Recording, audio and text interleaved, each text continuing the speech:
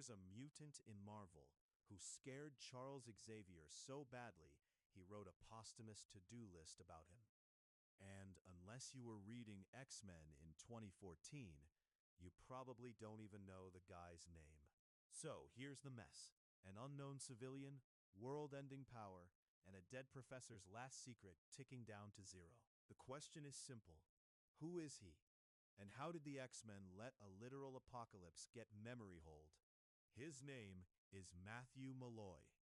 First appearance, Uncanny X-Men, 2013, number 23, 2014. Writer Brian Michael Bendis, art led by Chris Bacalo. In Xavier's recorded will, he admits he'd been secretly suppressing this man's powers for years and calls Malloy the most powerful mutant I have ever encountered. Not one of, not top 5, the most. Which is funny, until you realize Professor X only makes videos like that when he expects a funeral and a crater in the same week. Here's why Xavier drops that bomb now. He's dead. The psychic duct tape he wrapped around Malloy's brain is fading, and the X-Men are told to find Matthew immediately and contain him. Somehow. Contain what exactly? Good question. Because when we meet Malloy, he's not a villain. He's just a guy in Charleston with a wife, a normal job, and no idea he's a walking extinction event. Then life does what Marvel life does. It throws a brick through his heart.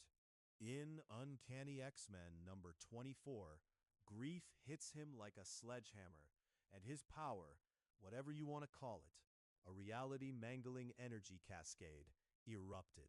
Now, you'd think S.H.I.E.L.D. would step in quietly, put up a perimeter, go slow, cute. Uncanny X-Men number 25 hands you the exact opposite. They bring a helicarrier into play, like that ever ends well. Matthew panics, looks up, and the entire carrier atomizes. No countdown, no warning shot, just a floating warship turned to mist over the city. And that's the head fake. You expect a supervillain flex. Instead, you get a terrified civilian with god-tier power, flinching and erasing a $1 trillion skybrick by accident. Okay, so the X-Men can do better. Right? On. Right. Uncanny X-Men number 26 says absolutely not. A strike team tries the classic "we're here to help" approach, and Malloy's reflex does the rest. He disintegrates them by accident. Not with malice, not with a monologue. Just a startled surge, and seasoned X-Men popping like soap bubbles. That's the second punch you don't see coming. The more heroic energy you throw at him, the more collateral you feed the blender. And this is where Xavier's sin crawls into the light. We learn he didn't meet Matthew once and walk away. He kept coming back, mind-wiping him, resculpting his life to keep the power asleep. He basically installed psychic child locks on a nuclear reactor and prayed no one touch the door. The reveal reframes everything. Malloy isn't a new problem. He's an old one Xavier hid until his death yanked the tarp off. Enter Eva Bell-Tempus, an X-Man whose power is time. She does what everyone else is too scared to do. She takes a temporal detour.